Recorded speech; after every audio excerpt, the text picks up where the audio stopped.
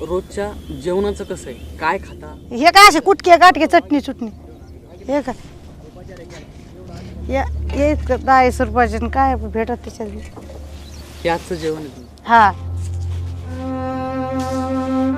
पैठणच्या जायकवाडी धरणावर अवलंबून असलेल्या सुमारे 2 लाख मच्छीमारांपैकी मंगलबाई एक आहेत. त्या अपंग विधवा आहेत. त्यांना मुलगा नाही. दोन्ही मुलींचं लग्न झालं असून त्या या झोपडीमध्ये एकट्या राहतात. घरचा रिच आता वीज एकरी आहे ना घरी, पोरा सोरा कोणी नाही, पती मेरे. कसं पाऊस नाही तर कसं काय होईल? असं मग पाऊस नाही पडला आणि असं केलं म्हणजे काय खाता काय करता? काम होतं काय? कामाला लोक लावायचे नाही माहिती का? आता एकंदर दिवसाची कमाई किती आहे तुमची? कायची कमाई इतके मासे सापामध्ये काय कमाई कायची? हे बी आज सापर आहे, कधी कधी तर नाही असंच आहे, 1 नाही 2 मासे आणि आधार बी कोणाचा नाही ना. रोज सकाळ संध्याकाळ मंगलबाई धरणात मासे पकडायला जातात. पण दिवसाचा खर्च निघेल एवढेही मासे मिळत नसल्यानं मंगलबाईंना अक्षरशः कुटक्यांवर दिवस काढावा लागतोय. अपंग असल्यानं त्यांना कुणी कामावरही घेत नाही. मंगलबाई एकट्या नाही आहेत. जायकवाडी धरणाच्या पट्ट्यात राहणाऱ्या आणि मासेमारीवर जगणाऱ्या 25,000 मच्छीमार कुटुंबांचीही अशीच भीषण अवस्था आहे. किती होती शाळेमध्ये? शाळेत जातो का? नाही, सोडले. शाळा सोडली का? का? ते पप्पा वारले ना, सोडली. मग आता काय करतो मग? मासे धरतो. आधी भेटत होते असे 10-12 किलो, आता मासे लयच कम झाले. आता पाऊस नाही तर मग मासे बी नाही. 3 वर्ष झाले 9वी पर्यंत शिकलेल्या परशुरामनं शाळा सोडली. आई गंगूबाई पठाडे मुके आहेत. वडील दम्यामुळे वारले आणि मग 2 वेळच्या भाकरीसाठी त्याला शाळा सोडावी लागली. मासे नाही भेटले मग कामाला जायला लागतं. मग काम नाही भेटलं मग जावंच लागतं कुठंतरी मासे ते धरायला. दिवसभर हिंडायला लागतं चप्पूवर. मग तिकडून थोडं थोडं मासे करून धरत इकडे येतं. मग परत कामाला जायचं. मग काम झालं ना यायचं घरी. पैसे बिसे द्यायचे थोडे बहुत, बस. जेवण वगैरे काय? काय चटणी भाकरी. दरवर्षी समजा 50-60% पाणी असतं धरणामध्ये. ह्या वर्षीच कमी झालं. याच्या आधी 7-8 वर्षापूर्वी असं पाणी व्हायचं.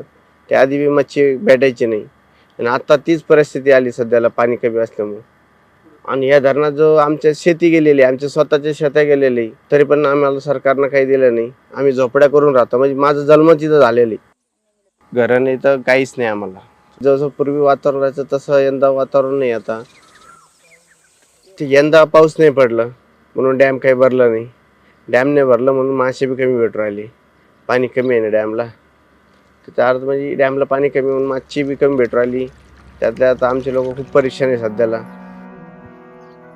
मला घर नाही, जागा नाही, काहीच नाही. या एवढ्या झोपड्यामध्ये राहते मी. मुलगा अपंग आहे. पैशाचं भेटत नाही आम्हाला. हे काय मुलगा ताप लागलेली आहे त्याच्या मेंदूला. आम्हाला दवाखाना पण वेळेवर भेटत नाही. मालक पण इथंच वारलेले. त्यांना असेच झटके आले होते. 25 वर्ष झाले काम करीत होते. उन्हामध्ये मासे धरत होते. दवाखान्यात न्यायपर्यंत वाचले नाही ते, पण त्यांना पण इथंच झटका आला होता. स्वतःसोबतच आपल्या अपंग मुलाला जगवण्यासाठी छायाताई झगडत आहेत. धरणावर अवलंबून असलेल्या या मच्छीमारांची प्रचंड परवड होतीये. एप्रिल 2023 मध्ये जायकवाडीत 52% पाणी साठा शिल्लक होता. पण एप्रिल 2024 मध्ये तो 19% आलाय. यामुळे मच्छीमारांचं आरोग्य, शिक्षण, रहिवास आणि एकंदर भविष्यच धोक्यात आलंय. वर्षानुवर्षे फक्त मासेमारी करत असलेल्या या समुदायासमोर रोजगाराचा प्रश्नही गंभीर आहे. त्याच्यामुळेच कदाचित छत्रपती संभाजीनगर जिल्हा आणि अहमदनगर जिल्हा दोन्ही जिल्हे मिळून जायकवाडी जलाशयावर 25,000 कुटुंब म्हणजे 2.5 ते 3 लाख लोक मासेमारी करून आपली उपजीविका भागवितात.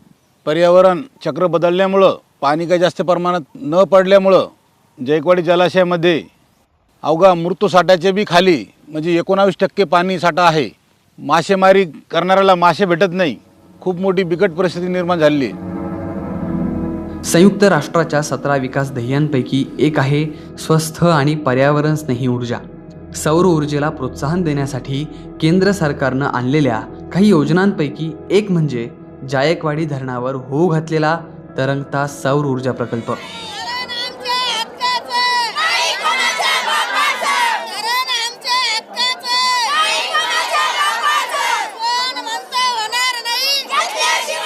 या प्रकल्पाच्या विरोधात गेल्या 6 महिन्यांपासून कहार आणि भिल्ल समाजातील हजारो मच्छीमार आंदोलन करत आहे. पण प्रशासन मात्र त्यांच्या मागण्यांकडे दुर्लक्ष करत आहे. मी जर मासे धरून नाही विकले तर माझ्या मुलांचं भविष्य वाटोळं होईल. माझ्या मुलांना नोकरी नाही, घरी आम्हाला शेती नाही, घराला घर नाही राहायला, जागा नाही राहायला. आम्ही अशा कडी काठाला राहतो गंगाच्या. तो काही काही बायांना नवरे नाही, ती बी 3-3 पोरी असताना ते तिथंच काम करून खाता मासे धरून. त्यांना नोकरी नाही, काही नाही. त्यांच्या मुलींचं भविष्य कसं काय सुधरण? आमची मान्यता आहे सौर ऊर्जा प्रकरण हे झालंच नाही पाहिजे. रद्द झालं पाहिजे ना त्याच. आम्हाला हे जे गेलं तर आम्ही कशा पोट भरायचं दादा? हा, आमचे काय हाल आहेत. आम्ही पहिल्यापासून काम नाही केले ना, तर आम्हाला लोक लावित नाही, काम होत नाही. तो हे असंच कुटुंब खुडखुड खुडखुड लोक चालले, चांगले लोक होऊ राहिले ना आमचे कुटुंब हे असेच राहिले मागे.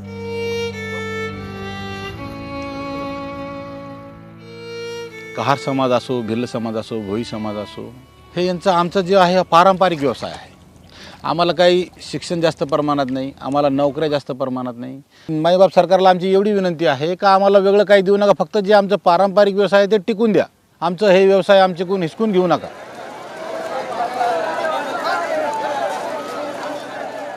आता यामध्ये जर जायकवाडी सौर ऊर्जा प्रकल्पावर समजा 18,000 हेक्टर म्हणजे जवळपास 54,000 एकरवर नुसत्या प्लेट्स टाकायच्या. प्लेट्स टाकल्या की त्याखाली ऑक्सिजन मिळणार नाही, पाणी प्रदूषित होईल, मासेमारीची जी काही नैसर्गिक साखळी आहे ती धोक्यात येईल, पाण्यात त्याच्यामुळे रोगराई पसरेल. सौर ऊर्जेला विरोध नाही, सौर ऊर्जेची निर्मिती झाली पाहिजे, वीज ही गरज आहे, पण कुठे केली पाहिजे? अनेक सरकारच्या कितीतरी हजारो एकर जमिनी इथे शासनाच्या महाराष्ट्रावर पडीक आहे. तुम्ही त्या पडीक जागेवर सौर ऊर्जा प्रकल्प करा. आमचा तुम्हाला पाठिंबा आहे. वीज निर्मिती झाली पाहिजे, आमची मदत घ्या.